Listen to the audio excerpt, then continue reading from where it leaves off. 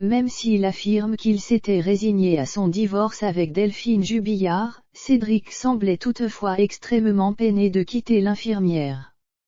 Inscrit sur une application de rencontre, le peintre plaquiste avait réalisé un profil qui témoignait de sa peine et de sa rancœur envers celle qui partageait encore sa vie. En instance de divorce, Delphine et Cédric Jubillard étaient tous deux sur des applications de rencontre avant la terrible nuit du 15 au 16 décembre 2020 au cours de laquelle l'infirmière a mystérieusement disparu.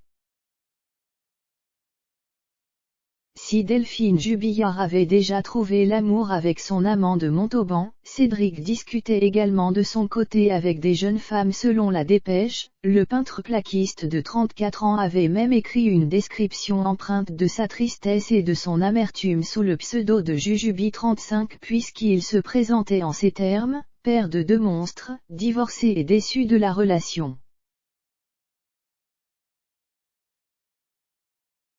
Des mots qui témoignent du désespoir de Cédric vis-à-vis de son premier amour Delphine qu'il avait rencontré alors qu'il était âgé de 18 ans. Delphine, c'était son amour de jeunesse raconte un proche du papa de Louis et d'Elia. Dès 18 ans, il en était amoureux et leur mariage, en 2013, a été un intense moment de bonheur considéré comme le principal suspect dans le cadre de la disparition de Delphine. Cédric a été mis en examen pour homicide par conjoint en juin 2021 et clame toujours son innocence depuis la prison de Seyss, située près de Toulouse. Il sera une nouvelle fois entendu le 3 décembre 2021 afin de donner une chronologie claire et précise de sa dernière soirée avec sa femme. Pour rappel, le téléphone portable de Cédric a été éteint de 22h08 à 3h53 la nuit du 15 au 16 décembre 2021.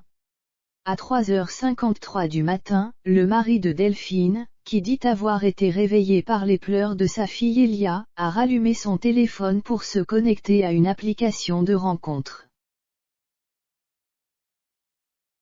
Il a ensuite tenté d'appeler Delphine Jubillard près de 200 fois, avant de joindre une amie du couple à 3h59, puis une autre à 4h, sans succès. Il est 4h09 lorsque Cédric Jubillard a finalement contacté les gendarmes 4 mois après la disparition de sa femme. Cédric a rencontré sa nouvelle compagne Séverine lors d'une battue en forêt pour retrouver l'infirmière. Persuadée de l'innocence du plaquiste, celle-ci confiait aux Parisiens en octobre 2021 « Je n'ai jamais connu de violence physique de sa part. Il hausse le ton, s'emporte pour un oui ou pour un non, notamment contre son fils, et puis il se calme. Il est comme ça, faut le connaître.